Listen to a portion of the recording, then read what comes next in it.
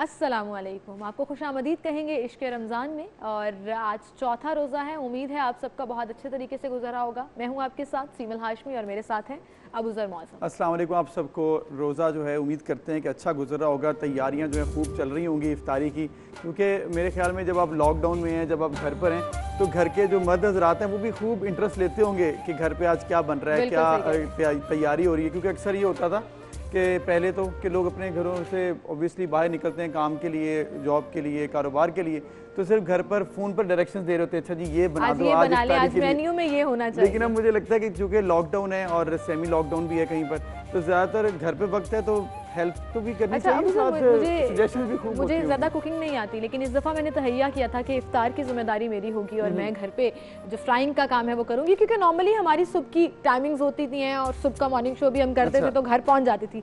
लेकिन फिर अचानक से ये जिम्मेदारी मेरे सर पर आ गई और फिर मुझे लगा कि अच्छा इस साल भी अल्लाह ताला नहीं चाहते कि मैं कुकिंग सीखूं और मैं किचन में जाऊं। सर्विसेज इधर इदारे को देनी थी, तो फिर घर पर जो है आपके हस्बैंड मेरे ख्याल में अब आपकी बिल्कुल वो हेल्प कर रहे होते हैं किचन में, इफ्तारी में। लेकिन आई थिंक ये पूरा सिनेरियो इंजॉय करने के साथ साथ थोड़ा सा कॉन्शियस होने का भी है, और वो कॉन्शियसनेस हमने छोड़नी नहीं है। वो है SOPs कोरोना के हवाले से। आप देखिए किस कदर तेज़ी से केसेस की तादाद में इजाफा होता जा रहा है। 14,000 प्लस केसेस पाकिस्तान में हो गए, पंजाब में सबसे ज़्यादा केसेस हैं और लाहौर में 1300 से ऊपर केसेस हैं। अब आप देखिए ये वो तमाम, एक तो टेस्ट की कैपेसिटी बढ़ाई गई है बुजुर्ग, लेकिन वहाँ पर एक चीज़ जो बहुत काबिल गौर है कि हम लोग SOPs फॉलो नहीं कर रहे हैं। हम थोड़ा ईजी हो गए हैं, ये नहीं करना, घर पर रहना है तो इसका मतलब है घर ही रहना है। बिल्कुल, आपने जिस तरह जिक्र किया कि हम ईजी हो गए हैं, और रमज़ान में ये ज़्यादा देखने में आया कि जैसे ही रमज़ान स्टार्ट हुआ है तो पूरे पाकिस्तान में केसेस के नंबर थोड़े बढ़ गए। हुआ ये कि जैसे ही आप घर से बाहर निकले इफ्तारी का सामान लेने के लिए, सहरी के लिए, तो फिर आपने इकट्ठे होकर नमाज के अलावा जो भी आप घर के बाहर मामलात हैं वो भी तो आप कर रहे हैं ना इकट्ठे होकर। सिर्फ नमाज का मामला तो नहीं है यहाँ पर आप घर से बाहर सब्ज़ी लेने जा रहे हैं, फ्रूट चाट लेने जा रहे हैं, समोसे, जो भी आपने इफ्तारी का सामान इकट्ठा करना है, सब्ज़ी फ्रूट।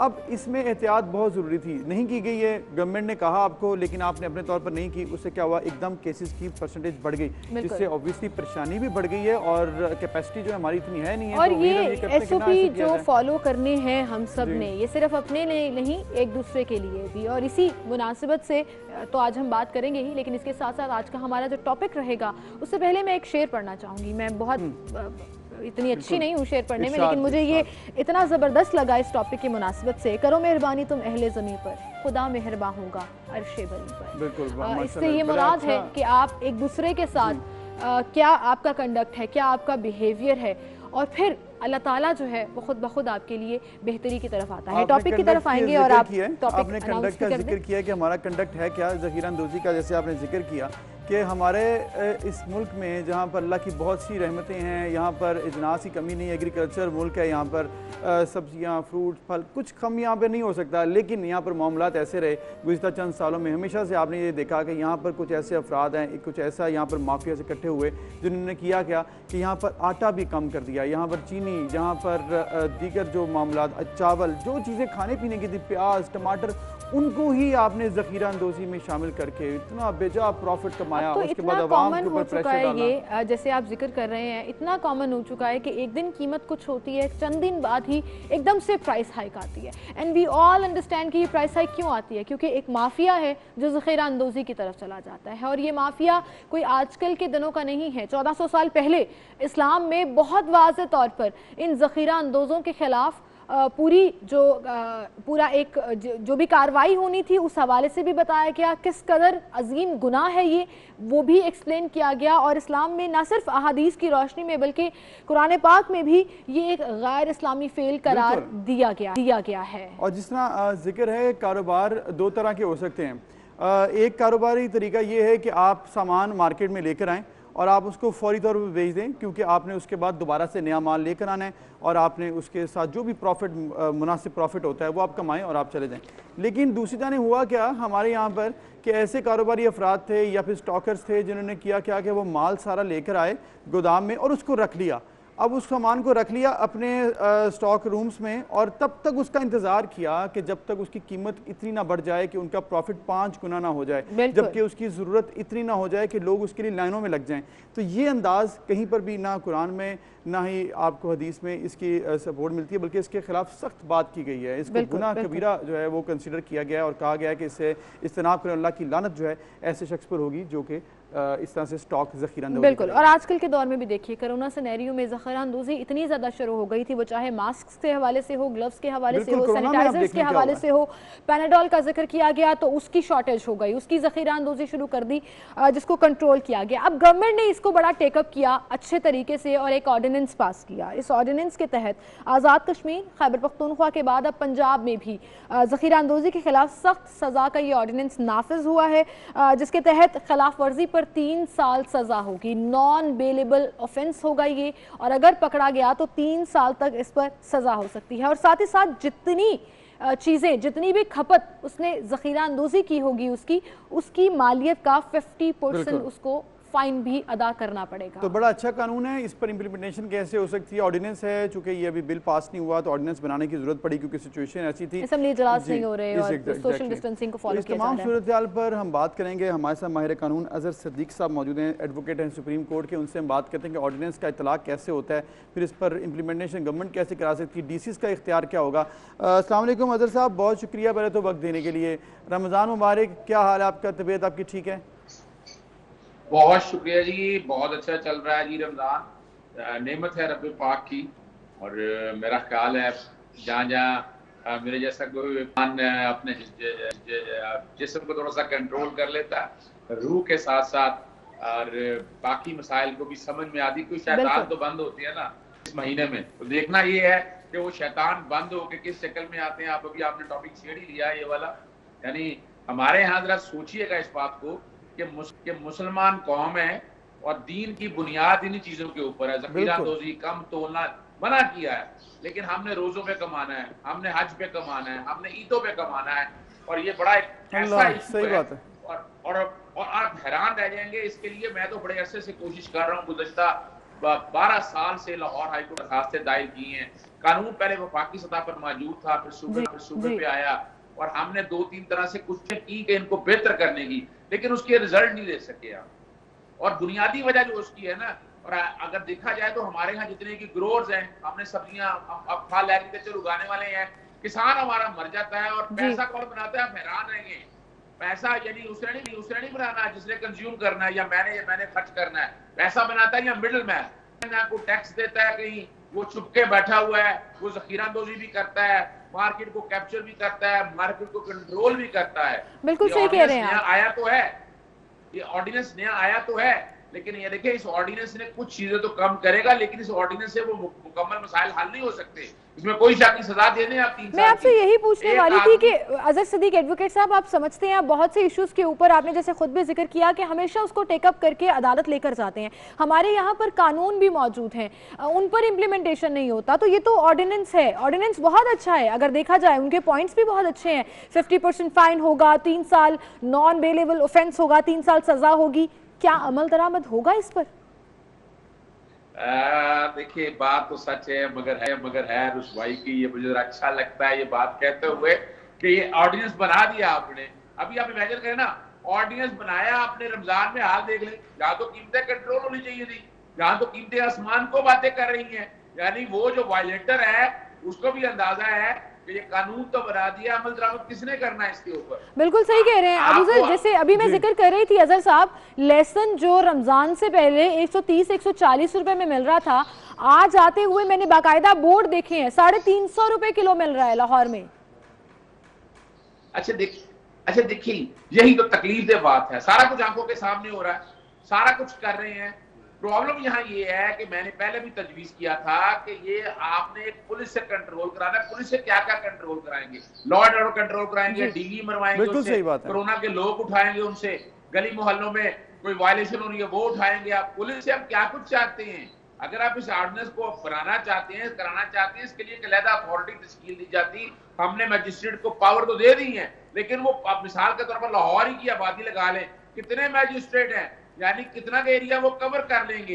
आपको यहाँ जो सोचने वाली बात है, इस ऑर्डिनेंस बहुत अच्छा है, अमल दरामद भी हो, वफाकी हुकूमत ने स्मगलिंग के हवाले से भी कह दिया, वो भी बड़ा अच्छा है। लेकिन अजहर सदीक साहब, जैसे आप जिक्र कर रहे हैं कि ऑर्डिनेंस बनाए गए बड़े अच्छे कानून हैं, कानून तो बनाए गए हैं, सबसे बड़ा कानून हमारा कुरान है, उसमें हर चीज़ बता दी गई है, फिर हदीस पाक है, हमारे मज़हब में तमाम डिटेल हर चीज़ के लिए दे दी गई है। कानून तो ये मुल्कों के कानून तो बाद में बने हैं, लेकिन क्या हमारे पास ऐसा क्या मसला हुआ, हमारी आवाम को ऐसा क्या प्रॉब्लम है कि वो तमाम इस मज़हब को देखते हुए, इस मज़हब के फॉलोअर्स होते हुए इस कदर इस तरह से कारोबार करते हैं कि ज़ख़ीरा अंदोज़ी भी हो रही है, रेट्स ऊपर नीचे हो रहे हैं, फिर धोखाधड़ी बहुत ज़्यादा है, फिर आप जिस तरह स्मगलिंग का जिक्र कर रहे हैं, ऑर्डिनेंस बनाने पड़े हैं, मतलब हर चीज़ के लिए एक फ़ोर्स बनाई जाएगी, आगे मुल्क के हालात आपके सामने हैं, ये लोगों को खुद ख्याल क्यों नहीं आता, ऐसा क्या प्रॉब्लम है? अच्छा, बड़ी ज़बरदस्त बात आपने कह दी है। दीन इस्लाम जो हमारा है ना, ये इंसानियत का दीन है। आप इमेजिन करें, सिर्फ ये नहीं है महंगाई के हवाले से, नाप तोल के हवाले से, मिलावट के हवाले से, ये सारे हमारे दीन पूरी दुनिया में ले गए। आप इसकी छोटी सी मिसाल दे दें, सऊदीया के अंदर आप चले, सऊदीया से मुल्क के अंदर चले जाए, श्रीलंका, यानी वो कानून की अमलदारी ये है कि आपने किया तो आपको सजा वाकई मिल जानी है। हमारे यहाँ कानून में इस तरह है कि कानून है तो सही, वो समझता कोई नहीं, मैं पैसे लगाऊंगा या पुलिस मेरे पास आएगी, मैं थोड़ी देर के लिए जुर्माना दे के बाहर आ जाऊंगा। पहले कवानीन में जुर्माने होते थे, यहाँ पहले जो कानून था इम्तनाए ज़ख़ीरा अंदोज़ी के हवाले से, वो कानून अभी आपने देखा नहीं है। शुगर और वीट में देख लें आप, बड़े लेवल पे शुगर मिले कर रही है, फ्लोर मिले कर रही है, लेकिन इसको अमल दरामद का तरीका कार, जो बुनियादी वजह जो मैं समझ पा रहा हूँ वो ये है कि हमारे दीन ने जो प्रिंसिपल तय किए हैं उसको अमल दरामद के लिए हमने कोशिश नहीं, हमें चाहिए कुछ अच्छे हुक्मरान जो हमें अगर बताएं। और देखिए, हुक्मरान अगर सख्त होगा ना, इमरान खान साहब ने अगर 3 मामले भी उठाए हैं, इन 3 मामलों को अगर मंतकी अंजाम तक पहुंचा दिया उन्होंने, वीट और शुगर के हवाले से, आईपीपीस के हवाले से और बैंकों के हवाले से, आप फिर उसके बाद फिर बहुत आसानी से देखेंगे रिजल्ट बहुत बिल्कुल ठीक। लेकिन आप तो बहुत बड़ी बातें कर रहे हैं और बड़ी रिपोर्ट्स की बात कर रहे हैं, लेकिन मैं अगर छोटे लेवल पर भी जाऊं तो कोई शिकायत करना चाहे ज़ख़ीरा अंदोज़ी की, कानूनी प्रोसीजर उसका क्या होगा, क्या सबूत काफ़ी होंगे, मतलब क्या सबूत होने चाहिए कि कानून इम्प्लीमेंट, ये ऑर्डिनेंस इम्प्लीमेंट हो सकेगा और उसको सजा भी होगी। इन तमाम चीज़ों के ऊपर हम बात करेंगे, आप हमारे साथ ही रहिएगा। हमें एक ब्रेक की तरफ चलते हैं जी, दोबारा हाजिर होंगे।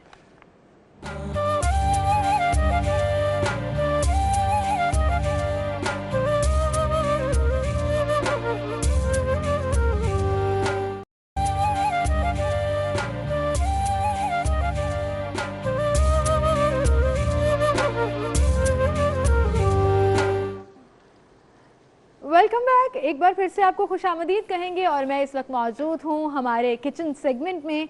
हमारे साथ आज हमें ज्वाइन किया है शेफ़ हैं हसन, शेफ़ असद हसन। मैं मिक्स कर रही थी दोनों को, मैं सोच रही थी कि अभी बोलूँगी असद। तो असद आज हमारे साथ मौजूद हैं, बड़ी ज़बरदस्त सी डिशें बनाने वाले हैं और उनके नाम मुझे बड़े पसंद आए, लेकिन मैं चाहूँगी कि असद आप ही ज़रा अनाउंस कर दें कि आज हमारे पास कौन कौन सी 2 डिशेज़ हैं जो नाज़रीन के साथ ग्रेवी आइटम आज हम बनाएंगे। सबसे पहले वो है हमारी हरियाली चिकन चिकन जी। इसके लिए जो है हमने सबसे पहले ग्रीन वेजिटेबल्स यूज़ करेंगे। हम इसमें कैप्सिकम जैसे के लिए ग्रीन चिली लिए हैं, फिर उसके बाद मिंट लेंगे, कोरिएंडर लेंगे और मिंट भी बीच में जाएगा। बिल्कुल। इसकी हम पेस्ट बनाएंगे। ये अनियन को थोड़ा सा पहले सोते किया अनियन गार्लिक के अंदर, फिर उसके बाद हमने वेजिटेबल्स ऐड करेंगे, वेजिटेबल ऐड करके इसकी पेस्ट बना लेंगे थोड़ा सा योगर्ट के अंदर। जी, जिसको ब्लेंड करेंगे। फिर उसके बाद हम चिकन लेंगे अपना, उसमें उसको अनियन गार्लिक के अंदर पहले सोते करेंगे, उसके बाद अपनी पेस्ट ऐड करेंगे।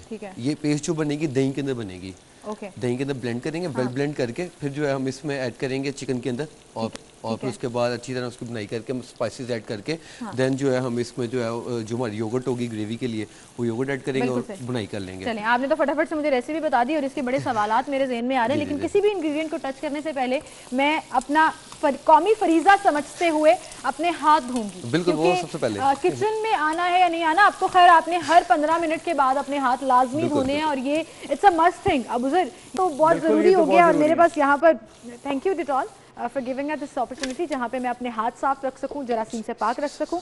सो मैं अपने हाथ धोऊंगी और उसके लिए मैं कुछ भी इस्तेमाल कर सकती हूँ। लिक्विड हैंड वॉश भी है, मेरे पास सोप भी है, तो आई चूज़ सोप जिसको मैं अपने हाथ धोने के लिए यूज़ करूँगी। जरासीम का ख़ात्मा बहुत ज़रूरी है और WHO की तरफ से ये बार बार कहा गया है कि तकरीबन 20 सेकंड तक आपने अपने हाथ धोने हैं और बहुत अच्छे तरीके से क्लियरली आप अपने हाथ साफ़ करें कलाइयों को नहीं छोड़ें, अपने थम्स को अच्छे से क्लीन करें, नकल्स को साफ़ करें, ये बड़ा ज़रूरी है ताकि आप मेक श्योर करें कि ना सिर्फ आप खुद हेल्दी हैं बल्कि आपके इर्द गिर्द के लोग भी हेल्दी हैं। और ज़्यादातर जरासीम हाथों से फैलते हैं, आप अपने फेस को टच करते हैं या नाक के पास लेकर जाते हैं तो ये कोरोना जरासीम आप में दाखिल हो जाता है। तो बेहतर है कि अपने हाथों को साफ़ रखें और धोते रहिए। सो मैं वापस आती हूँ किचन की तरफ, और ये जो आप मुझे कह रहे थे कि दही में हम इसको ब्लेंड करेंगे। अब पहला सवाल मेरा ये है कि मसाला तैयार हो जाएगा, उसको हम इसके साथ ब्लेंडर में दही के साथ टोटल ब्लेंड कर लेंगे और कुछ मसाला डालने की जरूरत नहीं है। जो वेजिटेबल्स हैं इसको पहले हम थोड़ा सोते करेंगे अनियन गार्लिक के अंदर, जैसे हो रही है इसी तरह इसको फिर ब्लेंड करेंगे थोड़े से दही के अंदर, ज़्यादा दही नहीं डालेंगे, थोड़े से दही के अंदर इसको ब्लेंड करेंगे। और फिर उसके बाद जो है हम चिकन को जब सोते कर लेंगे थोड़ा सा उसका कलर चेंज हो जाएगा, थोड़ी बुनाई हो जाएगी, पक जाएगा। फिर उसमें हम ये ऐड कर देंगे पेस्ट वेजिटेबल्स का, उसके बाद हम मसाले ग्रीन वेजिटेबल्स का पेस्ट ऐड कर देंगे, फिर स्पाइसेस ऐड करेंगे और एंड पे दही और क्रीम ऐड करके उसकी बुनाई कर लेंगे। फाइनल टच ये हमारा होगा हरियाली चिकन। आपने सवाल नहीं पूछना अब अगला कि हमेशा हमारे अबूजर बड़े क्यूरियस होते हैं डिशेस के नामों को लेकर, तो आज आपने पूछना नहीं है हरियाली चिकन क्यों है ये? मुझे लग रहा है कि शायद इनके इर्द गिर्द हरियाली बहुत है। आज आपने भी ग्रीन पहना है, डिटॉल भी ग्रीन है, उसके ऊपर भी ग्रीन है, शायद उन्होंने फौरन नाम रख लिया हरियाली चिकन, या कोई और वजह? नहीं, इसमें ग्रीन वेजिटेबल्स इस्तेमाल हो रही है इसलिए इसका नाम हरियाली चिकन है। इसके साथ साथ हम फ्लैफल्स बना रहे हैं आज, फ्लैफल्स बना रहे हैं। जी फ्राइड आइटम को अफ्तारी आपको पता है रमजान में जो रमजान स्पेशल डिश जो है वो एक फ्राइड आइटम लाजमी होनी चाहिए, तो उसके लिए हम ये बना रहे हैं। ये हमने फ्राइड चने लिए, ये तकरीबन 1 कप होगा, ये बॉइल्ड है। इसको पहले बॉइल कर लेना, बॉइल करके अच्छी तरह से इसमें जो है हम ऐड करेंगे ग्रीन चिली। ये मज़ेदार होने वाली है, ये एक्चुअली मज़ेदार होने वाली है जी। ग्रीन चिलीज इसमें होंगी और उसके बाद स्पाइसेस वगैरह प्रॉपर सारी चीज़ें डाल के इसको हमने ब्लेंड करना है। बेसिकली इसमें हमने सॉल्ट ऐड कर दिया, सॉल्ट बिल्कुल। इसमें सिमल जिक्र आप भी अभी करिए ना कि हरियाली चिकन है और सब्जियां ग्रीन है, ये मेरे ख्याल में इसमें ये भी हमें एडिशन करनी चाहिए कि आजकल चूंकि इम्यूनिटी के लिए बड़ी अच्छी चीज़ है कि अगर आप ग्रीन सब्जियां खाएं उससे आपकी इम्यूनिटी बड़ी बेहतर होती है। तो जो भी अगर सब्जियां आप खा रहे हैं उसमें प्रेफरेबली ग्रीन सब्जियां अगर आप रखते हैं तो वो दैट इज गुड फॉर हरियाली chicken is the must thing. अब ये फ्लैफल बना रहे हैं, अब मैं जरा क्यूरियस हूँ कि उसमें अब हम और क्या क्या डाल रहे हैं। लाल मिर्च डाली आपने, लाल मिर्च डाली है, जीरा डाला है, सूखा धनिया डाला है, थोड़ी सी कलर चिली डालेंगे हम इसमें फ्लेवर के लिए। बिल्कुल। और ये हमारी वाइट पेपर है। ओके, ये सब आपने बैलेंस डालना है, ऐसा ना हो कि ज्यादा हो जाए आपके टेस्ट से। बिल्कुल, क्योंकि और धनिया डाल दिया हमने, कोरिएंडर फ्रेश कोरिएंडर थोड़ा डालेंगे। ठीक है, और हम साथ स्क्रीन पर चला भी रहे हैं डिटेल्स ब्लेंड कर लेंगे रेसिपीज के लिए, बिल्कुल हम इंग्रेडिएंट्स से तकरीब जो है एक बड़ा टर्म बड़ी जो शेफ्स हैं बड़ा यूज करते हैं हमेशा से, हस्बे जायका। बिल्कुल, वो क्यों कंफ्यूजन लगता है? मैं रेसिपी इतने आराम से बोल लेती हूँ, तरकीब नहीं बोला जाता है जैसे, क्योंकि तरकीब जो है शायद not common may be, I don't know. But अच्छा जी, ये फ्राई कर रहे हैं हम तमाम हरियाली चिकन के लिए वेजिटेबल्स ग्रीन मेज़ान ऑयल में। कुकिंग ऑयल, जैसा कि आप सब जानते हैं कि आजकल अबूजर जैसे जिक्र कर रहे थे कि इम्यूनिटी की बड़ी ज़रूरत है। प्योर इंग्रेडिएंट्स से बना ये कुकिंग ऑयल आपके खाने में ना सिर्फ लज्जत लेकर आता है बल्कि टेस्ट एनहांस कर देता है। और फिर विटामिन ए और डी की भरपूर मिकदार मौजूद है क्योंकि इस कुकिंग ऑयल में, और इसके साथ साथ कुदरती अज्जा से ये बना है, कोई केमिकल, कोई आर्टिफिशियल कलरिंग, कोई आर्टिफिशियल चीज़ इस्तेमाल नहीं की गई। तो I think you should prefer that oil जो आपकी सेहत के लिए बहुत अच्छा हो, आपकी इम्यूनिटी को बूस्ट करे, और ना सिर्फ इम्यूनिटी को बूस्ट करे बल्कि विटामिन्स की कमी को भी पूरा करे। तो Mezan cooking oil is a smart choice जो हम कर रहे हैं। और मेरे ख्याल में जिस तरह से आप आपके लिए भी जिक्र कर रही हैं, ओमेगा 3 भी है इसमें जो कि कोलेस्ट्रॉल के लिए बहुत अच्छा होता है। तो ये बेसिकली आपके लिए एक हेल्दी कुकिंग ऑयल है, तो अच्छी चीज़ है। अगर आपको देखें खाना अगर आप इतना पकाते हैं तो उसमें आप ऑयल जो है वो भी अच्छा अगर चूज करेंगे तो that is good for your health as well. अच्छा, हमें तो थोड़ा टाइम लगेगा फ्राइंग में, लेकिन let's get back to our topic. सब्जियों की आपने यहाँ पे सब्जियां पका रही हैं, सब्जियों की बात है कि फिर वो ऑर्डिनेंस के मुताबिक हम कर रहे थे। अजहर साहब, coming back to the point, जैसे हम आपसे बात कर रहे थे पहले भी, ज़ख़ीरा अंदोज़ी का अब ऑर्डिनेंस तो बन गया, सज़ाएं भी मुतय्यन कर दी गई हैं, इम्प्लीमेंटेशन उम्मीद करते हैं कि आइंदा चंद दिनों में नज़र आ जाए। आपको क्या लगता है कि ये जो डीसीज़ के पास इख्तियारात होते हैं वो इस तरह से तमाम, इस वक्त कोरोना क्राइसिस है, फिर इसके साथ बाकी मामलात भी हैं, लॉकडाउन भी है, पुलिस भी इसमें इन्वॉल्व है, ये कर पाएगी या फिर हरकुलिन टास्क नज़र आ रही है आपको, इनके लिए मुश्किल हो जाएगा?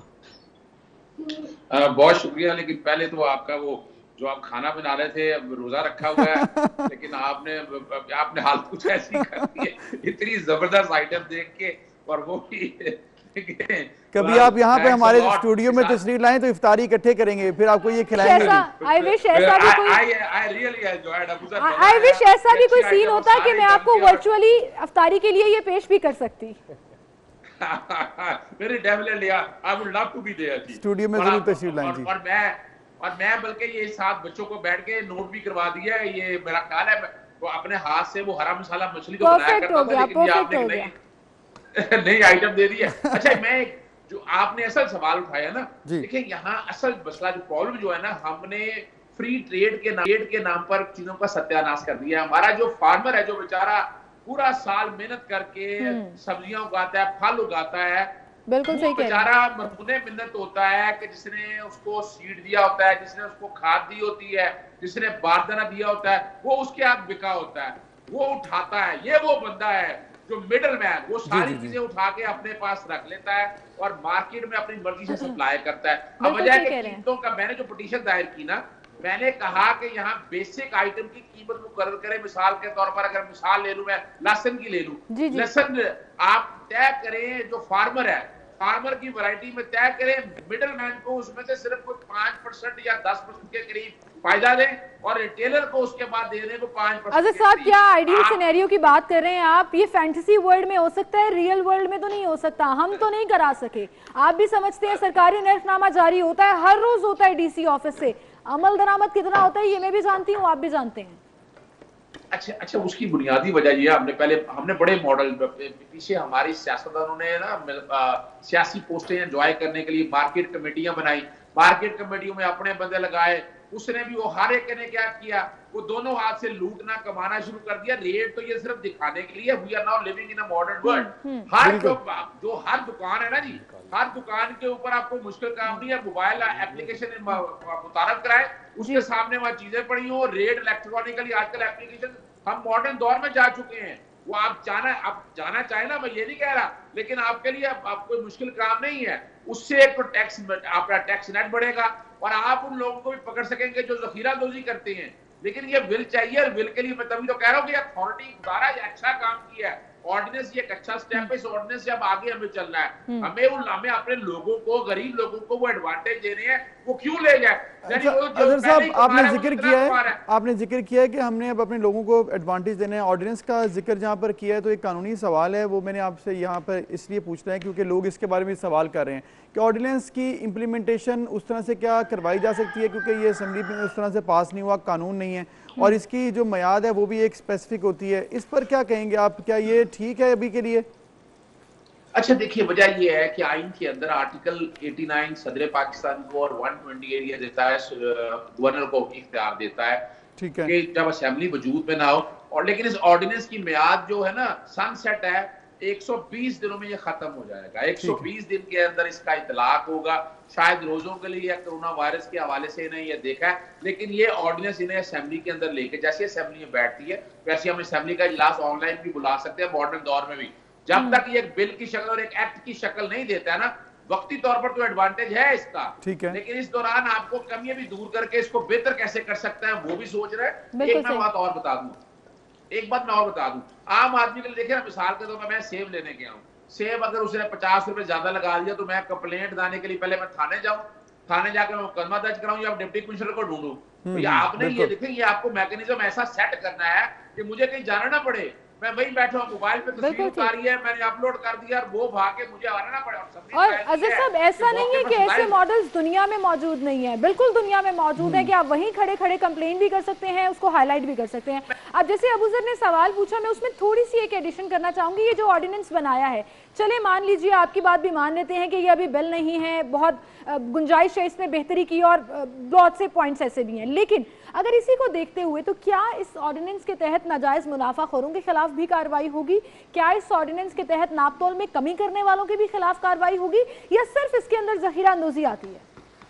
अच्छा, इस ऑर्डिनेंस के अंदर देखिए, जैसे बताया ना, प्रिवेंशन ऑफ होर्डिंग, इम्तनाए जखीरा अंदोजी का एक ऑर्डिनेंस सेपरेट है जिसमें कीमतों की बाकायदा फिक्सेशन का निजाम मौजूद है। इस ऑर्डिनेंस के जरिए आप जखीरा अंदोजों के हवाले से तो आप कर सकते हैं, या वफाकी हुकूमत ने स्मगलिंग के कॉन्टेक्स्ट में कुछ चीजें कही हैं। ये जो आपने नाप तोल वाले के हवाले से, हमारा पुराना कानून है, आपने बड़ा अच्छा, क्रेडिट टू यू, अभी तक किसी ने इस बात पे सोचा नहीं है कि नाप तोल का कानून जो गालबन 1800 पता नहीं 61 का बना हुआ है, वो वेट्स एंड मेजर एक्ट, और हमने उसको इतलाक और पेट्रोल पंपों के अंदर पेट्रोल कम डोलना, ज्यादा देना, ये सारी चीजें हैं। यानी यहाँ इन सबको किसी जगह इकट्ठा लेके आना एक तदाची हुई है। अब उम्मीद है कि हमारी आवाज बिल्कुल उम्मीद है कि इम्प्लीमेंटेशन जो है वो भी जल्द हो। बहुत शुक्रिया अजहर सदीक साहब, आप हमारे साथ मौजूद थे और हमें आगाह किया इसकी तमाम कानूनी नुक्ता नज़र से और ऐसा क्यों होता है और इस पर इम्प्लीमेंटेशन जो है वो कैसे हो सकती है। बहुत शुक्रिया अजहर साहब।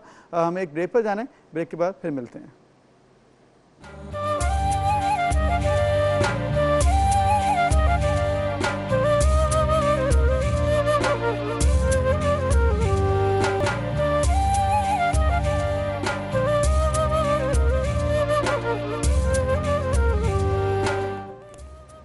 Welcome back. और जैसे कि ब्रेक पर जाने से पहले हम बात कर रहे थे ज़ख़ीरा अंदोज़ी, इसके ख़िलाफ़ कानून की ऑर्डिनेंस बनाया गया है, तो आज का हमारा टॉपिक भी यही है। इस पर हमारे साथ आज मौजूद हैं अल्लामा इब्तिसाम इलाही ज़हीर साहब, इस्लामिक स्कॉलर हैं, उनसे हम बात करते हैं। अस्सलाम वालेकुम अल्लामा साहब, पहले तो बहुत शुक्रिया वक्त देने के लिए, आपको रमज़ान मुबारक हो। कैसे हैं आप, तबीयत ठीक है आपकी? अल्लाह का शुक्र, अल्लाह का एहसान है जी। बहुत शुक्रिया अल्लामा साहब ज्वाइन इन करने के लिए। क्या कहेंगे आज के टॉपिक के हवाले से, ज़ख़ीरा अंदोज़ी इस्लाम में तो इसकी बिल्कुल गुंजाइश नहीं है, आप क्या बताएंगे हमें? बुनियादी तौर पर बात यह है कि एक मुआशरा जो होता है उसके अंदर जो बुनियादी अशिया ज़रूरी हैं उन पर मुआशरे के तमाम लोगों का हक होता है। मुआशरे किसी फ़र्द को महरूम करना उसकी हक तलबी करने के मुतरादिफ है। इसका मतलब यह है कि हम मुआशरे के अंदर जो उनका जायज़ हक है उसको पहुँचने के रास्ते में जो है फ़कत अपने मुनाफे के लिए रुकावट खड़ी करा रहे हैं। अल्लाह तबारक व तआला कि जहाँ पर नाफरमानी के मुर्तकिब होते हैं वहाँ पर इंसानों की हक तलफी के भी मुर्तकिब होते हैं। अगर आप किसी ऐसी चीज़ की ट्रेडिंग के लिए अपने पास स्टॉक करते हैं जो अशियाए ज़रूरिया में शामिल नहीं है बल्कि फ़कत बिज़नेस प्रोडक्ट है, तो इस बात की तो इस्लाम में गुंजाइश मौजूद है। लेकिन खाने पीने की अशिया, इसी तरह जो आपकी दीगर यूटिलिटीज़ हैं, आपका पेट्रोल है, इस किस्म की दीगर चीज़ें जिनके नतीजे के अंदर आपकी ज़ख़ीरा अंदोज़ी के नतीजे मुआशरे में एक जो है ना महंगाई पैदा होती है उसकी किल्लत की वजह से।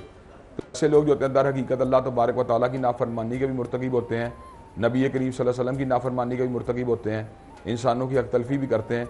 और ऐसे लोगों को जो है पाबंद भी करना चाहिए और अगर कोई ताज़ीरी सज़ा हुकूमत मुकर्रर करना चाहे तो वो भी कर सकती है। बिल्कुल सही। अल्लामा साहब, जैसे आपने जिक्र किया कि हुकूमत जो वक्त की हुक्मरान जमात है वो कोई भी अगर सज़ा का तयन कर दे तो वो ठीक है, लेकिन इस्लाम में कोई इसके लिए स्पेसिफिक सज़ाएँ हैं? क्योंकि हमने ये देखा पढ़ा कि हदीस में भी कहा गया है कि अल्लाह ताला के उस शख्स पर लानत हो जिसने इस तरह से काम किया है। फिर इसके अलावा हमने ये भी देखा है कि ये बिल्कुल भी पसंद नहीं किया गया, गुनाह इसको समझा गया है। कोई इसके लिए कोई सज़ा इस्लाम में भी मुतय्यन की गई है? देखें जी, बुनियादी तौर पर बात यह है कि इस्लाम का जो सेट है ना सज़ाओं का, वो बुनियादी तौर पर हदूद इलाही से मुतल्लिक है और बाकी निज़ाम जो होता है वो ताज़ीरात की बुनियाद पर चलता है। हदूद इलाही के अंदर आपकी बदकिरदारी की सज़ा शामिल है, इसी तरह आपकी कदफ़ की सज़ा शामिल है, शराब नोशी की सज़ा शामिल है, चोरी की सज़ा शामिल है।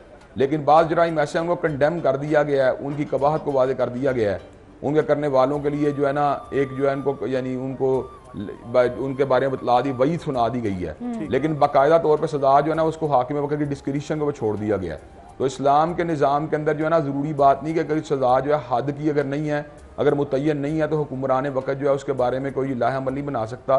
यकीनन तादीरात का निज़ाम इसीलिए है कि जहाँ जहाँ कहीं ज़रूरत हो उन चीज़ों को छोड़ने, उन चीज़ों को छुड़वाने के लिए, उनको कंडेम करने के लिए, कंट्रोल करने के लिए तो उन चीज़ों को इस्तेमाल किया जाए। मैं आपको छोटी सी मिसाल दूंगा कि सऊदी अरब के अंदर मंशियात की स्मगलिंग करने के ऊपर उन्होंने सज़ाए मौत रखी हुई है। अब सज़ाए मौत बज़ाहिर बहुत बड़ी सज़ा है और उसकी बकाया तौर के ऊपर सज़ा जो शरीयत में मौजूद नहीं है, लेकिन तादीरी सज़ा इतनी बड़ी है कि उसके ऊपर बकाया तौर पर सज़ाए मौत दी जा रही है।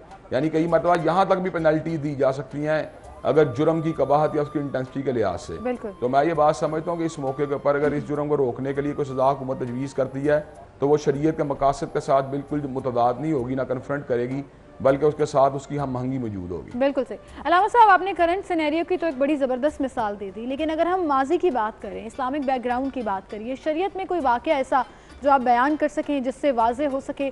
ज़ाहिर है अहादीस तो मौजूद हैं, कुरान करीम की रेफरेंसेस भी मौजूद हैं, लेकिन कोई एक वाक़या, कोई एक ऐसा इंसिडेंट जो आप कोट कर सकें इस टॉपिक की मुनासिबत से? देखिए, बुनियादी तौर पर बात यह है कि इस हवाले से कोई इस तरह का पर्टिकुलर वाक़या या सर-ए-दस्त मेरे जहन में नहीं है। मुमकिन यह कि तारीख़ इस्लामी में या हदीस मुबारका के अंदर इसके रेफरेंसेस अगर हम प्रोब करना चाहें तो हमें मिल सकते हैं, लेकिन सर-ए-दस्त मेरे जहन के अंदर इस तरह का कोई पर्टिकुलर वाक़या मौजूद नहीं है। लेकिन मैं ये बात समझता हूँ जो इस्लामिक इंस्ट्रक्शंस हैं उनसे या उनके प्रिंसिपल्स जो हैं उनके अंदर बुनियादी तौर पर इंसानों की हक तलफी करने की कोई गुंजाइश मौजूद नहीं, बल्कि बड़ी वही सुनाई गई है। मिसाल दे रहा हूँ, जिस तरह आप मिलावट करते हैं, ज़हीरान दोज़ी से कतई नज़र आपको बात बता रहा हूँ, तो उसमें नबी करीम सल्लल्लाहु अलैहि वसल्लम ने फरमाया मन गश्शा फलैसा मिन्ना, जो मिलावट करता है वो हम में से नहीं है। तो बुनियादी तौर पे ज़हीरान दोज़ी के हवाले से भी जो है इसके अंदर एक मुफलसी की भी एक वही सुनाई गई है कि ऐसा बंदा जो ज़हीरान दोज़ी करने के अंदर मुर्तकिब होता है वो मुफलसी का भी जो है निशाना बन सकता है मुसलमानों की हक तलफी करने की वजह से। तो मैं ये बात समझता हूँ ये मुफलसी की वईद भी बहुत बड़ी वईद है कि आमतौर पर इंसान तो ये बात समझता है कि शायद ज़हीरान दोज़ी के जरिए अपने माल को जमा कर लूँगा और मादी तदाबीर तैयार करने के नतीजे में शायद मेरे माल में इजाफा हो जाए, लेकिन हकीकी बात यह कि शरीयत इस्लामिया जो है इस मसले के अंदर कुछ और हमें गाइडेंस देती है। शरीयत इस्लामिया हमें ये बात समझाती है ज़रूरी बात नहीं कि जो टेंजिबली आपको चीज़ समझ आ रही है वो उसी तरह वकूफ़ पदीर हो। मिसाल दे रहा हूँ, आमतौर पर लोग अगर सूद लेते हैं उनका मकसद ये होता है कि सूद के नतीजे के अंदर अपने मालों में नश्व नुमा की जाए, लेकिन अल्लाह तबारक व तआला ये बात फरमाते हैं यमहकुल्लाहु रिबा व युर्बी सदाकात, अल्लाह सूद का मच मार देते हैं और सदकात को बढ़ाते हैं। तो मैं ये बात समझता हूँ कि जिस तरह अल्लाह तबारक व तआला ये बात करते हैं मैं सूद का मच मारता हूँ, बज़ाहिर देखने वाली आंखों को ये बात जो है शायद जो है ना अच्छी नहीं लग रही होगी या मुशाहिदे के लाभ महसूस होती होगी, लेकिन प्रैक्टिकली अगर आप इसको ऑब्जर्व करना चाहें तो बहुत से लोग ऐसे हैं जो सूदी लेन देन में मुब्तला और मुलव्वस होने की वजह से कारोबारी एतबार से तबाही का निशाना बन गए। इसी तरह हम ये बात समझते हैं कि इसके नतीजे के अंदर भी इंसान वक्ती तौर पर चाहे अपने माल को बढ़ाने की कोशिश करेगा, लेकिन बिल आखिर जो है ना वो उसके ऊपर जो है ना मुफलसी की मार भी उसको जो है ना इसके ऊपर पड़ सकती है। बेशक अलामा साहब, जैसे आपने जिक्र किया कि इसकी वजह से और भी बड़े मसाइल पैदा हो जाते हैं, ज़ख़ीरा अंदोज़ी है या फिर मिलावट है, सूद का निज़ाम है, इसके साथ आप नापतोल में कमी है, ये सारे मामलात जो हैं ये सारे कारोबार इस तरह के जो करते हैं लोग उसमें कमियाँ पेश जो कर रहे हैं वो बेसिकली उसके पीछे एक ही फैक्टर आता है कि वो लालच इंसान के अंदर होता है। जो लालच जो है उसको किस तरह से इसको किया गया है इस्लाम में नेगेट के इसकी ये बड़ी सख्त सज़ा दी जाए या फिर ये बुरा समझा गया, क्योंकि ये सब चीज़ें एक ही से लिंक कर रही हैं लालच से। मैं आपको एक छोटी सी बात इसमें जो है ना ऐड करना चाहूँगा कि अल्लाह तबारक व तआला ने कुरान मजीद में एक बात को बड़ा वज़ाहत से बयान कर दिया फिस समाई रिज़्कुकुम वमा तुअदून, कि हमारा रिज़्क दर हकीकत आसमानों के अंदर मौजूद है। और अल्लाह तबारक व तआला ये बात भी फरमाते हैं वमा मिन दाब्बतिन फिल अर्ज़ि इल्ला अलल्लाहि रिज़्कुहा, कि ज़मीन के ऊपर चलने वाला कोई छुपाया ऐसा नहीं जिसका रिज़्क अल्लाह तबारक व तआला के ज़िम्मे ना हो। तो हम ये बात समझते हैं अल्लाह तबारक व तआला की ज़ात के बारे में इस बात का अकीदा रखना कि हर इंसान को रिज़्क पहुँचाने वाली ज़ात अल्लाह तबारक व तआला की है। अगर ये अकीदा हमारे यहाँ पे मजबूत हो जाए तो मैं ये बात समझता हूँ कि हमारा लालच जो है ना उसके अंदर काफ़ी हद तक कमी वाक़ हो सकती है। यहाँ पे मैं आपको एक तारीख से जो कुरान मजीद की जो तारीख है उससे बात जो है ना एक कौम का वाक़या जो इंडिकेट करूँगा। अल्लाह ताला ने जिन अक़वाम के ऊपर अपने अजाब का नज़ूल किया है उन अक़वाम के अंदर कुछ कौमें वो थी जिन्होंने बद-एतकादी का मुज़ाहरा किया, शिरक का इर्तिकाब किया। उसी तरह उनमें से कौम लूत ऐसी थी जिसने जिनसी एतबार से बेरहरवी का मुज़ाहरा किया। लेकिन जब हम हज़रत शुएब अलैहिस्सलाम की कौम का वाक़या पढ़ते हैं तो हमें उसके अंदर ये बात नज़र आती है कि वो लोग बुनियादी तौर के ऊपर कारोबारी मामलात के अंदर जो है बददियानती किया करते थे, नाप तोल के अंदर कमी किया करते थे। तो हज़रत शुएब अलैहिस्सलाम उनको ये बात समझाते थे कि अल्लाह तबारक व तआला की तरफ से जो तुम्हें रिज़्क दिया जा रहा है, जो मुनाफा जायज़ तरीके से बचता है, बक़ियतुल्लाहि खैरुल लकुम इन कुंतुम मोमिनीन, कि अल्लाह की तरफ से जो बचा हुआ रिज़्क है, यानी जो तुम बहुत ज़्यादा कमाना चाहते हो धोखेबाजी के जरिए, उस रिज़्क को छोड़ के जो महदूद रिज़्क तुम्हें हलाल तरीके से हासिल होता है वो तुम्हारे लिए बेहतर है अगर तुम मोमिन हो। तो उस मौके के ऊपर जो थे वो हज़रत शुएब अलैहिस्सलाम की बात को मानने में मादा तैयार नहीं थे होते। तो हज़रत शुएब अलैहिस्सलाम की जो है ना वो बड़ा उनके साथ जो थे अपनी कौम के लोग मुहातिब होकर बात करते थे लाइन तबा तुम शुएबन इन्नकुम इज़ल्ला खासिरून, अगर तुमने शुएब अलैहिस्सलाम की पैरवी की तो घाटा तुम्हारा मुकद्दर बन जाएगा। तो हज़रत शुएब अलैहिस्सलाम की मुखालफत जिस वक्त उन्होंने की और अपनी कौम के लोगों को जो है उनके बारे में बदगुमान करने की कोशिश की, तो हज़रत शुएब अलैहिस्सलाम ने उनको ये बात कही मा उरीदु अन उखालिफकुम इला मा अनहाकुम अन्हु इन उरीदु इल्लल इस्लाह, मैं कोई तुम्हारी मुखालफत नहीं कर रहा बल्कि मैं तो तुम्हें सीधे रास्ते के ऊपर गाइड करने की जो है ना वो सबक दे रहा हूँ। और उस मौके के ऊपर उन्होंने एक अजीब सा जो है ना वो काउंटर थीसिस पेश किया कौम के लोगों ने। उन्होंने कहा सलातु का तामुरु का नतरु का मा याबुदु आबाउना व नफल फी अमवालिना मा नशा इन्नका लंता हलीमुर रशीद, शुएब तेरी नमाज बड़ी अजीब है। एक तो ये हमें अपने आबाओ अजदाद के जो एक शिरक का तरीका था, बुत परस्ती का तरीका, उससे रोकती है। दूसरी बात ये हमारे कारोबारी मामला में मुदाखलत करती है। गोया कि उनके दिन में एक कंसेप्ट नेगेटिव एनग्रेन हो गया था कि शायद मुआशी मामलात का दीन से बराह रास्त कोई रिलेशन नहीं है। तो नतीजा क्या निकला, अल्लाह तबारक व तआला के नबी हज़रत शुएब उनको समझाते भी रहे, उनको बतलाते भी रहे, पूरा तोला करो, पूरा मापा करो, लेकिन जब उन्होंने उनको डिनाई किया, उनकी टीचिंग्स में मानने मादा ना हुए, तो अल्लाह तबारक व तआला ने उनके ऊपर एक चंगाड़ को मुसल्लत कर दिया। उस चंगाड़ के नतीजे के अंदर जो है ना वो पूरी की पूरी कौम तबाह बर्बाद हो गई। अब आपने हज़रत शुएब अलैहिस्सलाम के वाक़े को जब आप गौर करते हैं, ये बात समझ में आती है कि अल्लाह तबारक व तआला नाप तोल में कमी बेशी को पसंद नहीं करते, ना ही कारोबारी बेतदालियों को पसंद करते हैं। इसलिए कि इसके अंदर जहाँ पे अल्लाह ताला की हक तलफी होती है, वहाँ पर मखलूक के हकूक भी स्नैच हो रहते हैं। बिल्कुल सही कह रहे हैं अलामा साहब। और अभी जैसे आपने जिक्र किया नाप तोल में कमी, इसका जिक्र तो कुरान करीम में भी बहुत दफ़ा है। सूरह रहमान की एक आयत है कि नाप तोल में कमी मत करो, लेकिन फिर ऐसा क्या होता है, इतने रेफरेंसेस मौजूद हैं, अहादीस मौजूद हैं, कुरान करीम के अहकामात मौजूद हैं, लेकिन इसके बावजूद हम मुसलमान ये सिंपल बात समझ नहीं पाते हैं। अब रमज़ानुल मुबारक की ही मिसाल ले लीजिए, जहाँ पर हमें डिस्काउंट्स देने चाहिए, जहाँ पर गरीबों का एहसास करना चाहिए, इस महीने में ही लोगों को लूटा भी जाता है, कमाई का सीजन बना लिया जाता है, नाजायज मुनाफा भी कमाया जाता है, जखीरा अंदोजी करके, शॉर्टेज करके कीमतें भी बढ़ाई जाती हैं।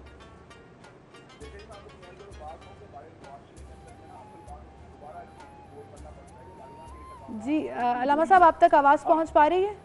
बिल्कुल पहुंच रही है।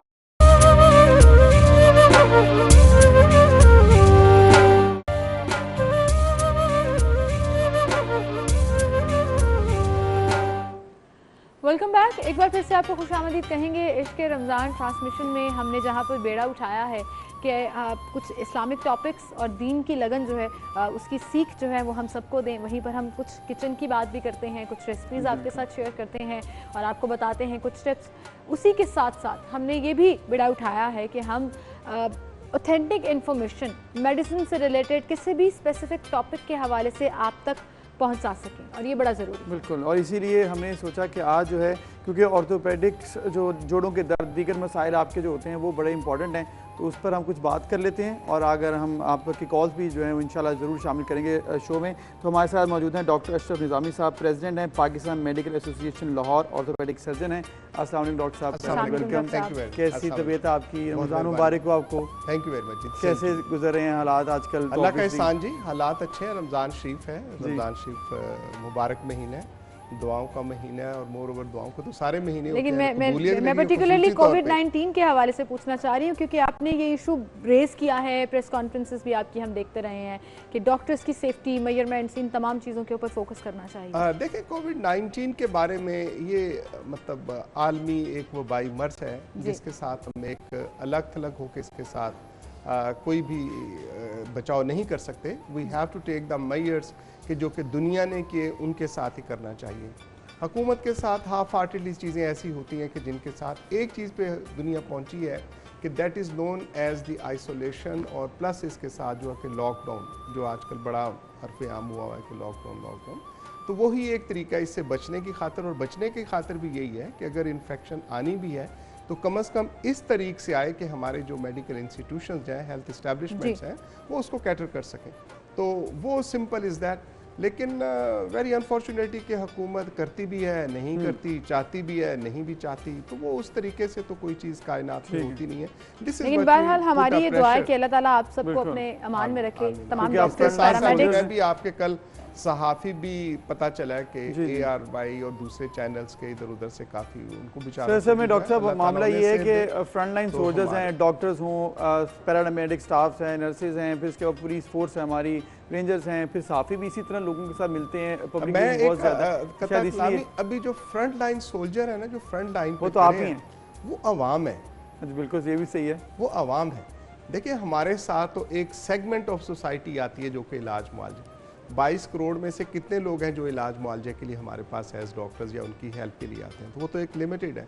और अभी जाके बाहर देखें कि आपके चैनल के आते आते ही आज सड़कों का जो हाल है माशाल्लाह, और बाज़ारों के अंदर ये तो कहीं से स्मार्ट लॉकडाउन नहीं है, ये तो गफलत है जिसका खुमियाजा तमाम लोगों को भुगतना पड़ेगा। ये वो मैसेज है जो आप तक पहुंचना बहुत ज़रूरी है। इसी के साथ डॉक्टर साहब, ऑर्थोपेडिक आप सर्जन हैं और हमारा आज का टॉपिक भी है जोड़ों का दर्द, ख़ास तौर पर हम ये समझते हैं कि एल्डरली लोगों में ज़्यादा होता है, लेकिन अब ये भी मिसाल सामने आती है कि यंगस्टर्स के अंदर भी चाहे जोड़ों का दर्द है, कमर का दर्द है, गर्दन का दर्द है, ये बहुत ज़्यादा होना शुरू हो गया।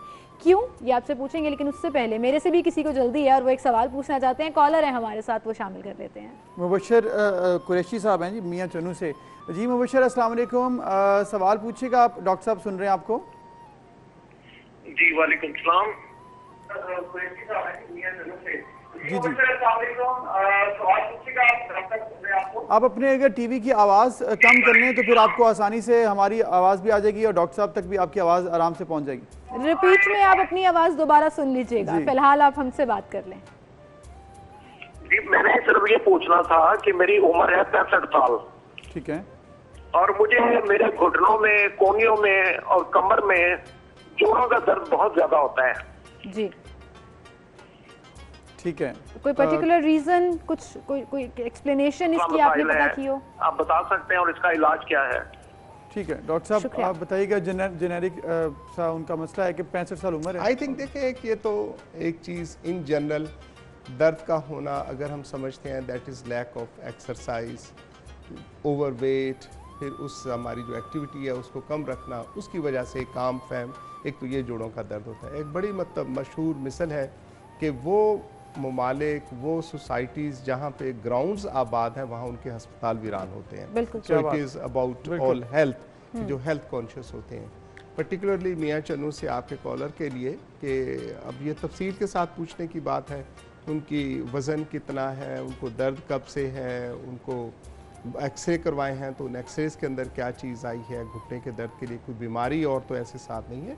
मैं एक मुख्तसरन सिर्फ इतना ही कहूँगा कि बेहतर होगा कि मियाँ चन्नू में माशाल्लाह बड़े अच्छे अच्छे डॉक्टर्स हैं, किसी को एक दफ़ा वो दिखा दें ताकि उनके जो एक रूटीन इन्वेस्टिगेशंस है वो करके और फिर उनके साथ मुआवजा। बाकी मतलब एक दर्द कुशा दवाइयाँ होती हैं कि स्टैंडर्ड उनको दर्द की दे दी, लेकिन ज़्यादा होता है कि जब कार्टिलेज, घुटने की कार्टिलेज है ये ख़त्म होना शुरू हो जाती है तो देन इट इज़ के वहाँ वो मसाइल पैदा होते हैं। फिर उनके इलाज 2-3 तरह के आ गए। एक तो हम लाइफस्टाइल चेंज को कहते हैं कि अपनी लाइफस्टाइल को चेंज करें, अपने बैठने के पोस्चर को चेंज करें। सीढ़ियाँ चढ़ते हैं तो सीढ़ियों के साथ रेलिंग को पकड़ के आहिस्ता आहिस्ता उनको जाना चाहिए। अगर नमाज बैठ के नहीं पढ़ सकते तो फिर चलें कुर्सी के ऊपर पढ़ लें, लेकिन अगर पढ़ सकते हैं नमाज नॉर्मल तरीके से तो उन्हें नॉर्मल तरीके से अपनी नमाज। जी सर्टन। फिर उसके बाद हम कहते हैं कि आप छोटी मोटी फिजियोथेरापी करवा लें। फिजियोथेरापी ज़्यादा बेहतर है कि घर पे ही कर लें। पहले सेल्फ फिजियोथेरापी करें, अगर नहीं है तो मेडिकेशन फिर छोटी मोटी देके उसके साथ करते हैं। Now there is the tendency कि दैट इज के नी के अंदर हमने उस कार्टिलेज जो आगे कुरकुरी बनी होती है उसके लिए अब साइंस ने तरक्की कर ली है कि अगर एजिंग, अगर ज़्यादा डिस्ट्रक्शन ना हो, वहाँ डैमेज ज़्यादा ना हो तो उसके लिए हम इंजेक्शन जो है वो 3 से 4। फिर स्टेम सेल का आपने सुना होगा, स्टेम सेल थेरेपी आ गई, and then it is the knee replacement जो है फिर वो सर्जरी जाके आती है। और अल्हम्दुलिल्लाह अगर आपसे मैं शेयर करूं तो इस खित्ते के अंदर बल्कि दुनिया में पहला हमने नी रिप्लेसमेंट ट्यूबरकुलोसिस के अंदर, ये बीमारी का मैंने तज़किरा जो पहले कहा है कि अगर घुटनों की हड्डियों की भी टीबी, बिल्कुल ठीक डॉक्टर साहब, ये तो फिर ऑब्वियसली आप जब फर्दर इन्वेस्टिगेशन की तरफ जाते हैं तो ये तमाम डिटेल्स आपको आपके जो कंसर्न डॉक्टर हैं वो भी प्रोवाइड कर देते हैं। एक और कॉलर हैं हमारे साथ और पेशावर से उन्होंने कॉल किया है, मोहम्मद सलीम। हेलो, अस्सलाम वालेकुम। अस्सलाम वालेकुम जी। जी वालेकुम अस्सलाम। सिस्टर क्या है? सिस्टर ठीक है जी? अल्हम्दुलिल्लाह बिल्कुल ठीक ठाक। क्या सवाल पूछना चाहेंगे आप डॉक्टर साहब से? बात करनी थी, वो मेरी वाइफ है, उसकी एज 50 से ऊपर है और उसके एक पाँव के एक घुटने में काफी दर्द आ रहा है और कभी इलाज करवा चुका हूँ, काफी इलाज करवा चुका हूँ, लेकिन उसका कोई खास फर्क नहीं आया। सवाल करना चाहें तो दूसरी बात ये है कि उसका वेट भी थोड़ा ज्यादा है। एक घुटने में दर्द है। देखिए मैंने पहले ही सलीम साहब, अभी जस्ट अगर आपने पहली हमारी बात सुनी हो सलीम साहब ने, तो मैंने यही कहा है कि उसके लिए certainly multiple investigations are required. और इन्वेस्टिगेशंस वो है जो कि आपका कंसल्टेंट वहाँ पे देखता है। पेशावर में बहुत अच्छे अच्छे सर्जन्स हैं, बहुत अच्छे अच्छे डॉक्टर्स हैं। अगर ऐसी कंडीशन होगी है, अब हमारे यहाँ ये है कि हम चाहते हैं कि बिल्कुल वैसे ठीक हो जाए, जैसे 14-15 साल के लिए तो रूटीन के अंदर वैसे there is certain limits. Limit क्या है कि आपको दर्द नहीं होनी चाहिए, दर्द के साथ आपकी मोबिलिटी जो रोजमर्रा की जरूरी चीजें हैं वो करने की खातिर this is the maximum what a doctor can do. तो उसकी खातिर लेकिन लोगों की अमूमन देखा गया कि इस पे सेटिस्फेक्शन नहीं होती। डॉक्टर साहब ये जिक्र जिसने आप कर रहे हैं एजेड लोगों के अंदर तो आ जाते हैं मसाइल क्योंकि उनका शायद एक्सरसाइज नहीं होती, लेकिन यंग जिस तरह से बात हो रही थी यंग जनरेशन में बड़े मसाइल आ रहे हैं, उसकी ज़रा अगर हम बात बता दें क्योंकि फिर हमने एक और कॉल लेनी है तो उससे पहले ज़रा इस बारे में दुरुस्त यंग की खातिर तो यही है कि अभी देखें जब से ये मॉडर्न टेक्नोलॉजी आई है इसके बहुत से फ़ायदे हैं, लेकिन गालिबन as far as an orthopaedic surgeon I am concern इसके नुकसान ज़्यादा हैं। अब लोगों ने लेट आवर्स तक अपने मोबाइल अपने सिस्टम यूज़ करने शुरू कर दिए हैं, सुबह के वक्त लेट उठना, देर तक जागना, अब ये सारी साइंस उलट कर दी है जो पहले कहा गया था कि भी early to bed early to rise makes a man healthy true कि आपका लाइफस्टाइल बहुत असरअंदाज होता है, आपके फिजिकल पोस्चर्स और exactly this is what I want to say. अब जो कह रहा है कि अंधेरे के अंदर धूप से हमें खौफ आने लग गया है, एक वो खासा कॉन्शियस अब हो गया जी रंग गोरा होना चाहिए, पर्टिकुलरली लड़कियों की खातिर रिश्ता चंगा होएगा। So these are certain issues के हम लोग जी मैम ये एक्चुअली एग्जिस्ट करता है, ये सोच हमारी सोसाइटी में एग्जिस्ट मैं भी यही तो कह रहा हूँ, दैट्स व्हाट आई से कि ये वाली मतलब सूडो किस्म की है, मतलब रंग गोरा या मेरे वर्गा होना डज नॉट मीन अल्हम्दुलिल्लाह मेरी भी शादी होगी, बच्चे भी हो गए, तो एवरीबॉडी गेट्स मैरिड। कहते हैं ना रिश्ते आसमानों पे लिखे हैं, हम सुनते और समझते हैं लेकिन उसके ऊपर यकीन नहीं करना चाहिए, यकीन नहीं करना चाहते, हम तो करते हैं, मजबूरी है वो तो। एनी हाउ लाइटर नोट मैंने आपसे ये शेयर कर दिया। अब वो लाइफस्टाइल के अंदर दैट इज़ इम्पॉर्टेंट कि हमारे साथ हो, और हैविंग सेड कि if you go for the exercise movement को अपनी को जारी और सारी रखें, हल्की फुल्की एक्सरसाइज करें, हमें कम अज़ कम दिन के अंदर 2 से 4 किलोमीटर अपने आप की मूवमेंट जो वो जारी रखनी चाहिए, एंड दैट इंक्लूड्स कि बेड से उतरे आप बाथरूम भी तक गए, किचन के साथ भी रह जाइए वो, लेकिन एक स्पेसिफिक मूवमेंट उसको हम वर्जिश कहते हैं जहाँ आप स्वेट करते हो, आपकी स्वेटिंग जो है then it is the exercise जो उसको रखते हो। और मसल्स एक बड़ा कॉन्सेप्ट है हमारा कि जी हड्डियाँ दर्द करती हैं, हड्डियाँ दर्द करती हैं, हम हड्डियों के सर पे नहीं चलते, पट्टे हमारे मसल्स जो है जो कि उसको मूव करते हैं, बिल्कुल सही, तो मसल्स को स्ट्रेंथन रखना दैट इज वेरी इंपॉर्टेंट, बिल्कुल सही। एक और कॉलर है हमारे साथ मुल्तान से, शाह हुसैन, अस्सलाम वालेकुम। वालेकुम सलाम जी। जी बहुत शुक्रिया कॉल करने के लिए, सवाल पूछिएगा, डॉक्टर साहब से क्या पूछना चाहेंगे आप? जी डॉक्टर साहब से यही मैं रिक्वेस्ट करना चाहता हूँ कि मेरी बेटी है 20 साल की एज है उसकी, तो उसकी बैक बोन में पेन होती है, बैक बोन की एज पे हिप्स की तरफ, तो दूसरा उसका कद भी नहीं बढ़ रहा, ये 2 प्रॉब्लम है, हमें मशवरा दें किसी डॉक्टर से रुजू करना है या खुद ही सजेशन दें हमें। ठीक है जी, बहुत शुक्रिया जी। ये देखें ये जो है बच्ची के साथ it is a very condition, हो सकता है उनको कभी चोट ऐसी लगी हो एकदम से यकदम बैठी हैं, बाइक से नीचे गिरी या सीढ़ियों से नीचे गिरी, तो जो टेल बोन होती है अमूमन वहाँ पे एक कंप्रेशन या ऐसे फ्रैक्चर भी हो जाता है, अगर फ्रैक्चर नहीं है तो दबने के साथ जिसको पंजाबी में कहते हैं दब लग जाती है, दैट हैपन्स के ऊपर वहाँ पे आ जाती है। अगर चलती हैं तो उनको दर्द नहीं होती, जब आप हार्ड जगह के ऊपर बैठते तो फिर आपको इसके लिए पेन होती है, पेन महसूस करते हैं। उसके लिए अगेन बेहतर तो यही है कि मॉलिज को दिखाएं, मॉलिज उनके कोई एक्सरे करवाएगा, एक्सरे करवाने के बाद एक हिस्ट्री उनकी प्रॉपर लेगा, और फिर उसके साथ सिर्फ और सिर्फ वही अगेन उसके साथ ही मैं कहूँगा कि हार्ड जगह के ऊपर उन्हें नहीं बैठना चाहिए, उस अमल से जहाँ उनको दर्द होती है। लेकिन डॉक्टर साहब ने साथ जिक्र किया कि उनका कद नहीं बढ़ा, इसका मतलब कुछ इससे दैट इज एंटायरली डिफरेंट। अच्छा, वो कद का बढ़ने ना बढ़ने का इससे कोई लिंक नहीं है। एक तो जेनेटिकली देखा जाए, अगर माँ बाप का कद छोटा है तो जाहिर है बच्चों का भी कद छोटा हो जाएगा, फिर बच्चे 8 फुट के तो नहीं होंगे, वो भी छोटे रहेंगे। फिर इसके साथ एक हार्मोनल प्रॉब्लम और इशू होता है कि ग्रोथ हार्मोन्स जो है उसके साथ वो इफेक्ट होते हैं, then it is the time कि आप डॉक्टर के साथ मुआलिज जो है इन्वेस्टिगेट करते हैं, अगर उसमें कमी हो तो देन इट इज कंपनसेशन। बिल्कुल सही। तो शाह हुसैन इट्स बेटर कि आप एक थॉरो चेकअप करा लें, ऑर्थोपेडिक्स किसी भी डॉक्टर आपके इर्द-गिर्द जो भी अच्छे डॉक्टर हैं, अगर कद के हवाले से है तो then it is a endocrinologist, और अगर कमर के हवाले से है तो अगर कमर की दर्द के साथ है तो वो वाले पे देखिए। हाँ, अलबत्ता अगर वैसे हो कि हड्डी किसी की टूटी है और वो टांग चूंकि जुड़ते जुड़ते छोटी हो जाए, वो लंबी करने के लिए अल्हम्दुलिल्लाह मतलब रशियन टेक्नोलॉजीज है, आप तो जानते हैं, तो वो मतलब खाकसार भी करता है, पाकिस्तान में भी बहुत से लोग हैं कि हम हड्डी को बड़ा कर सकते हैं, दैट इज नॉट इशू। यहीं से हम कंटिन्यू करेंगे, एक छोटी सी ब्रेक की तरफ जाना है, आपने कहीं नहीं जाना, क्योंकि ब्रेक के बाद नबी करीम सल्लल्लाहु अलैहि वसल्लम की शान में गुलहाए अकीदत पेश करेंगे, हमारे साथ रहिए।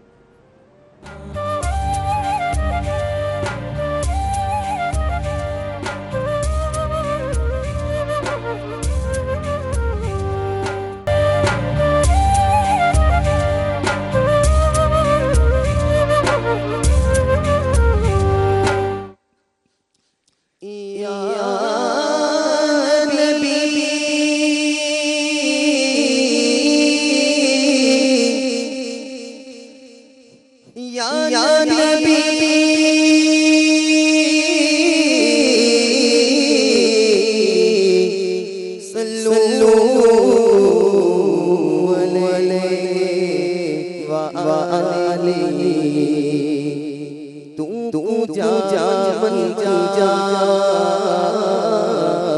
तू जा जा मन जा तू जा जा मन जा तू जा जा मन जा तू मेरे रम में फकीरे रे जम तू मेरे रम में फकीरे रे जम मेरे रे गुण और लब लगेगी लब आता ही आता तू जा मन जा तू जा मन जा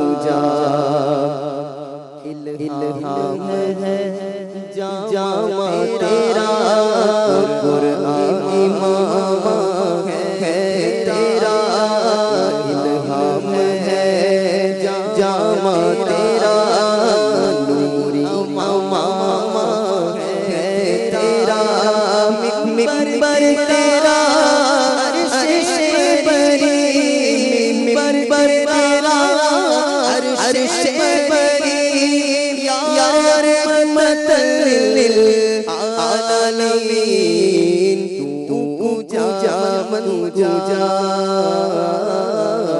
तू जा मन जा तू जा मन जा तू जा मन जा तू मैं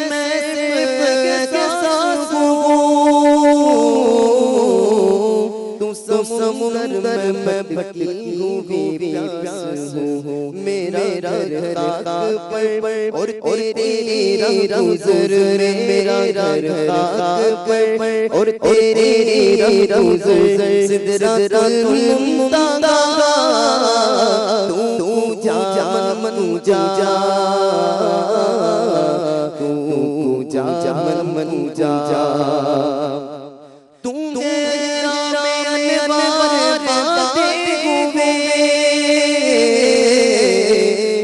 मैं दुरूदों की दस्तार बांधे हुए काबा इश्क तू मैं मेरे चाचा सुगा इश्क तू मैं मेरे चाचा तू असर में दुआ तू जा मन जा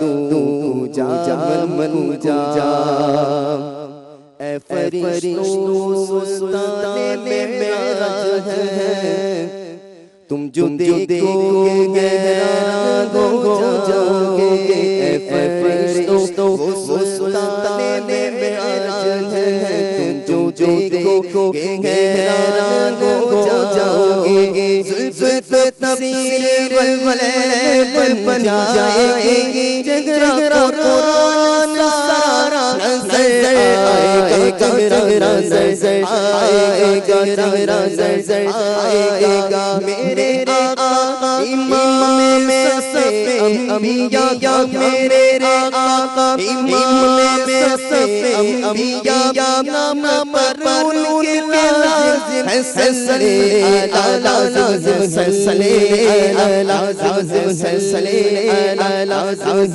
सल्ले अला तू जा मन जा मुस्तफा खातमुल मुरसलीन या रहमतल लिल आलमीन तू जा मन जा तू जा मन जा तू जा मन जा तू जा मन जा माशाल्लाह जज़ाकल्लाह बहुत बहुत शुक्रिया। हाफिज़ अज़ीम रज़ा कादरी हमारे साथ मौजूद थे और अल्लाह ताला आपको जज़ा दे। बहुत ही खूबसूरत नात पढ़ी आपने। तो डॉक्टर साहब जैसे कि ये भी सिलसिला जो है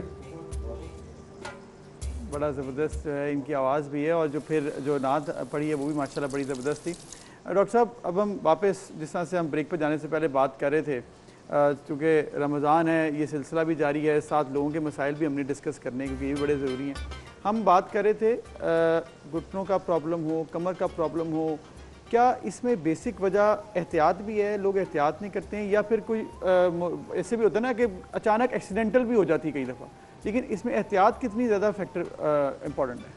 देखिए इसमें 2-3 चीज़ें हैं। एक तो एहतियात तो सर्टनली कि देयर इज़ नो अल्टरनेटिव है कि एहतियात करने की ज़रूरत है, अपना लाइफस्टाइल बेहतर रखने की ज़रूरत है, वर्जिश करने की ज़रूरत है, मूवमेंट की ज़रूरत है कि जारी व सारी रखें। और पर्टिकुलरली आज के दिन में कि अगर बहुत हुकूमत को सुने हैं या हम डॉक्टर्स को सुने और घर में बैठे हुए हैं तो they have to put on some exercise. Exercise करना जो है नहायत ही ज़रूरी और इसेंशियल उसके साथ कंपोनेंट है। दूसरी चीज़ जिसका आपने तस्करा किया चोट का, that is a sports injury. खेलते हुए चोट लग जाती है, चोट हो सकती है, रोड साइड एक्सीडेंट है या इंसिडेंट इंजरी हो सकती है। वैसे इंसान सीढ़ियों से उतर रहा है और अनबैलेंस होकर किधर, तो दैट इज़ एन इंजरी और एन एक्सीडेंट जो है उसके साथ वो एक उनकी अलग से होती है कि आपकी एनाटॉमी डिस्टर्ब होगी, उसमें कोई फ्रैक्चर हो गया या लिगामेंट्स जो हैं जो पकड़ के रखते हैं पट्टे का जो है उनका मसला हो गया, मेनिस्कस होते हैं। अमूमन ये स्पोर्ट्स इंजरी के साथ आता है कि घुटनों के अंदर जो एक कुशन कुदरत ने रखा हुआ है मेनिस्कल, उसकी मेनिस्कल इंजरी या लिगामेंटस इंजरीज भी साथ है। So these are certain form जिसके साथ वो हो सकता है। फिर जो इंपॉर्टेंट है that is we call it as an ageing. एक एजिंग मेल के लिए है और एक फीमेल के लिए। बिल्कुल फीमेल के लिए बड़ा पर्टिकुलरली मैं जहाँ भी मुझे मौका मिलता है मैं इसका जिक्र ज़रूर करता हूँ कि हमारे यहाँ फीमेल सोसाइटी में ओवरऑल एक तो वैसे ही निगलेक्टेड है, नंबर 2 उन्हें भी बड़ा ये शौक है बताने का कि हम कितनी बड़ी कुर्बानियाँ देती हैं। पहले जब वो माँ बनने के लिए होती है, once she is a pregnant, तो she never takes that much diet जो कि उसको डाइट लेनी इंतहाई जरूरी है। वो एक ज़िंदगी नहीं 2 ज़िंदगियाँ अपने साथ लेके जा रही होती है।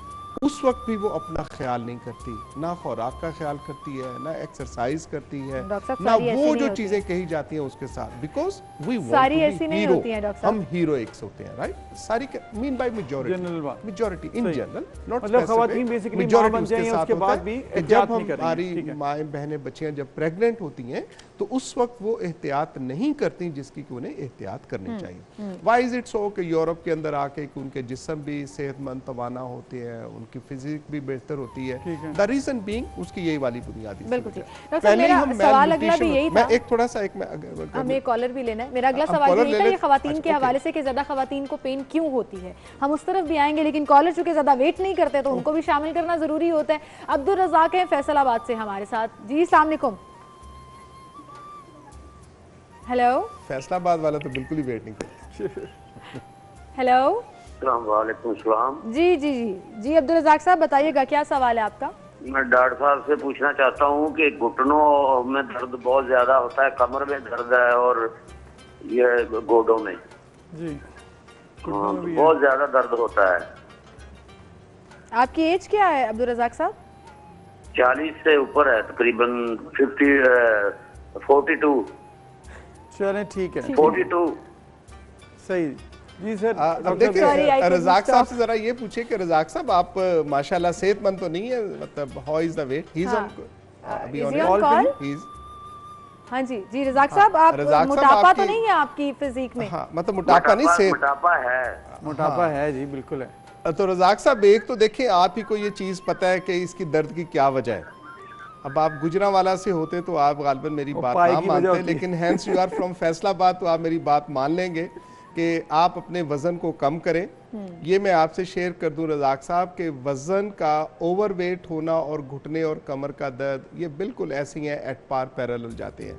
अगर आप अपना वजन कम कर लें तो आपको दवाइयों की जरूरत नहीं है, जितना वजन कम करते जाएंगे ये दर्दें कम होती जाएंगी। So that is the success for Razzaq साहब फ्रॉम फैसलाबाद कि अगर वो अपना वजन कम कर लेंगे तो इंशाल्लाह काफी बेहतर होगा।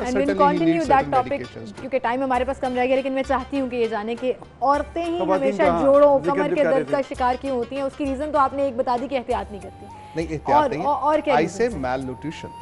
अच्छा खुराक आपने मीन बाई कि मैं बता ही ना सका कि that is the malnutrition. Does not mean by कि ज्यादा खाने से इंसान को सारी न्यूट्रिशन मिल जाती है। मैल न्यूट्रिशन मीन्स कि जो चीजें लेनी चाहिए वो चीजें वो खाती नहीं है। फिर एक आप भी देखेंगे, आपकी माशाल्लाह बता रही थी कि बेटा है छोटा सा, तो सबसे पहले आप अपने बेटे को दे देंगे, चले अगर आप सन लविंग हैं।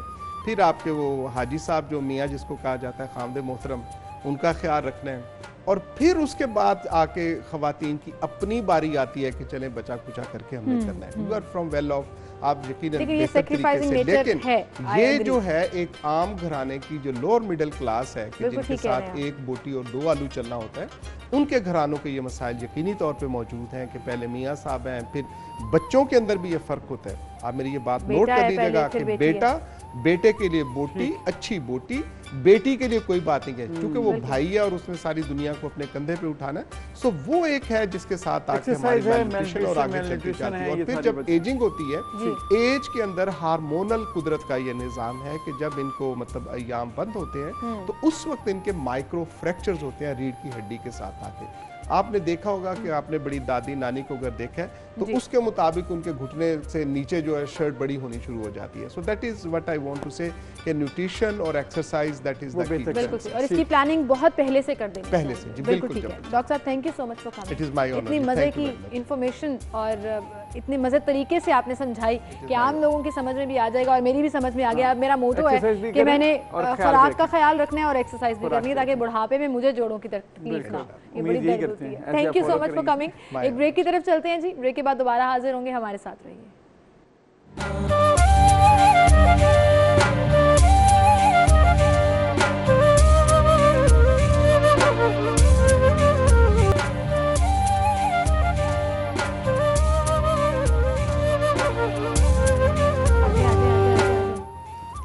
Welcome back. एक बार फिर से आपको खुशामदीद कहेंगे। आप ये मत समझिएगा कि मुझे किचन भूल गया, क्योंकि इतनी अच्छी खुशबुएं आ रही होती हैं वहाँ बैठकर मैं और अबू रोज़े में बड़ा मुश्किल होता है ये सब कुछ बन गया या भी रह गया। तो बिल्कुल जी, हरियाली चिकन जो है वो बना चुके हैं असद साहब, और बड़ा ज़बरदस्त मज़े का, और इतना मज़े की खुशबू आ रही है ना। दूसरी तरफ ऑयल गर्म हो रहा है जी, और उसमें हमने जो क्या किया था हमने उसको, सॉरी डिश का नाम बड़ा डिफिकल्ट सा है, मतलब जो चनों को हमने पूरे मसालों के साथ ब्लेंड करके उसका वो बनाया, और अब हम उसको फ्राइंग के लिए डाल रहे हैं, जिसके लिए आपने लो हीट पे इसको हम फ्राई करेंगे। फ्लैफल इसका नाम है। फ्लैफल लिख लें आप। जी जी। और इसको सबसे पहले हमने सफ़ेद चनों को बॉईल किया। ठीक है। बॉईल करके उनको हमने एक ब्लेंडर के अंदर डालना है, और उसमें ग्रीन चिली, एक अनियन और स्पाइसेस, जितने हमारे स्पाइसेस हैं, ठीक है, इसमें आप जीरा ऐड कर सकते हैं, उसका सूखा धनिया, साबुत धनिया ऐड कर सकते हैं, मिंट ऐड कर सकते हैं, कोरिएंडर ऐड कर सकते हैं, ठीक है, और ब्लैक पेपर, वाइट पेपर ये उसमें ऐड कर सकते हैं। ये चीज़ें सारी ऐड करके अच्छी तरह उसको ब्लेंड कर लेना है। ब्लेंड करके आप उसको उसकी शेप दे देनी है। अब शेप देने के लिए आप उसमें ये बॉल्स भी दे सकते हैं, तो आप कबाब टाइप भी दे सकते हैं, आप इसको कटलेट्स में भी दे सकते हैं, आप इसको डिफरेंट शेप्स में आप इसको बना सकते हैं। और कोटिंग अगर आप देना चाहिए, अगर आप इसको क्रिस्पी करना चाह रहे हैं तो आप इसको क्रम्स भी लगा सकते हैं, आप इसको कोटिंग मैदे की कोटिंग भी दे सकते हैं, जैसे मैंने सेसमिस लगाई है इसको। ठीक है, और सेसमे सीड्स के साथ हम इनको फ्राई कर रहे हैं, और हमारे पास फाइनल शेप भी आ जाएगी। हरियाली चिकन हमारा बिल्कुल तैयार हो चुका है।